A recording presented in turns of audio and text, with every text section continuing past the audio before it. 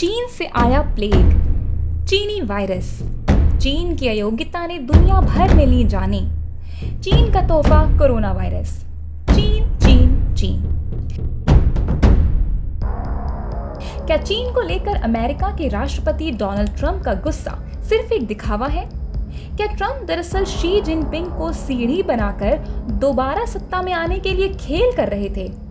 चीन से trade war का ऐलान करने वाले ट्रंप क्या दरअसल उससे व्यापार के सहारे ही देश का माहौल अपने पक्ष में करना चाहते थे?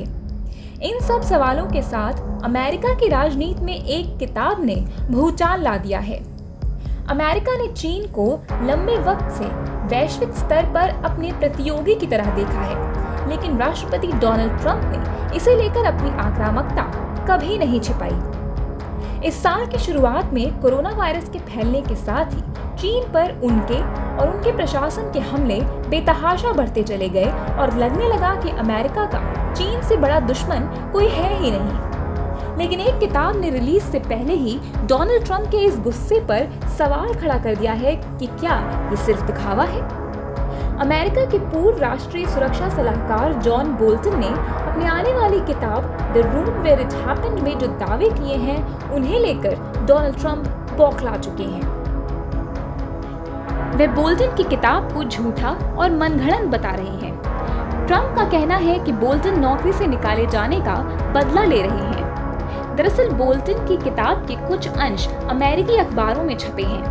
अपनी किताब में बोल्टन ने डोनाल्ड ट्रंप को लेकर ऐसे दावे किए हैं जिनसे दोबारा राष्ट्रपति बनने के उनके सपनों पर ब्रेक लग सकता है। इनमें से सबसे बड़ा दावा चीन से ट्रंप के संबंधों को लेकर है। बोल्टन ने अपनी किताब में दावा किया है कि जून 2019 में जापान के ओसाका में G20 समिट के दौरान ट्रंप ने शी जिनपिंग से अमेरिका में 2020 में होने वाले राष्ट्रपति चुनाव में जीत के लिए मदद मांगी थी। ट्रंप ने जिनपिंग से अपील की थी कि चीन मिडवेस्टर्न के किसानों से सोयाबीन और गेहूं खरीदे ताकि ट्रंप किसानों को खुश कर सकें। इसके बदले उन्होंने चीन के ऊपर लगे कुछ टैरिफ घटाने की पेशकश की थी। यही नहीं, बोल्टन के मुताबिक ट्रंप ने जिनपिंग से उइगर मुस्लिमों के खिलाफ जारी अत्याचार को भी सही बताया था, क्योंकि उनका ध्यान सिर्फ चीन के साथ ट्रेड डील पर था। उइगर मुस्लिमों को पेचिंग में कंसंट्रेशन कैंप में डाले जाने को लेकर ट्रंप कोई सैंक्शन नहीं लगाना चाहते थे। हालांकि हाल ही में ट्रंप प्रशासन ने उइगर मुस्लिमों पर अत्याचार करने वाले चीनी अधिकारियों पर कार्रवाई करने के लिए बिल लागू कर दिया है। बोल्टन ने यह भी दावा किया है कि तुर्की के राष्ट्रपति रजब ताइप एर्दोगान को भी ट्रंप ने मदद की पेशकश की थी। तुर्की के एक बैंक पर अमेरिका ईरान प्रतिबंधों के उल्लंघन का आरोप था, जिस पर ट्रंप ने ताइप से कहा था कि सदर्न डिस्ट्रिक्ट के प्रोसिक्यूटर पूर्व राष्ट्रपति ओबामा के लोग हैं और उन्हें हटाकर अपने लोग लगाते ही बैंक के खिलाफ चल रही जांच से छुटकारा मिल जाएगा। व्हाइट हाउस की कार्रवाई को लेकर भी बोल्टन ने दिलचस्प खुलासे किए हैं। उन्होंने व्हाइट हाउस के रूजवेल्ट रूम और ओवल ऑफिस में होने वाली मीटिंग्स को फूड फाइट बताया है। उनका कहना है कि ट्रंप को फेडरल सरकार के काम से ज्यादा इस बात की चिंता थी कि उनके फैसलों को मीडिया में कैसी प्रतिक्रिया मिलेगी।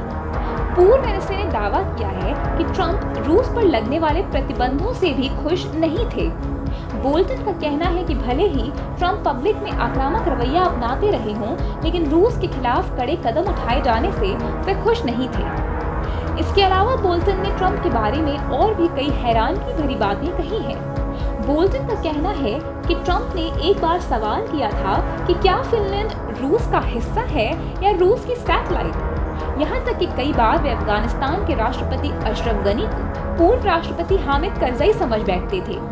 ट्रंप ब्रिटेन की पूर्व प्रधानमंत्री थेरेसा मे के राष्ट्रीय सुरक्षा सलाहकार से पूछ बैठे थे कि क्या ब्रिटेन न्यूक्लियर पावर है। बोल्टन की किताब अमेरिकी राजनीति और राष्ट्रपति चुनावों पर क्या असर डालेगी, यह तो आने वाला वक्त बताएगा। लेकिन फिलहाल डोनाल्ड ट्रंप के सामने इसने सवाल तो खड़ा कर ही दिया है।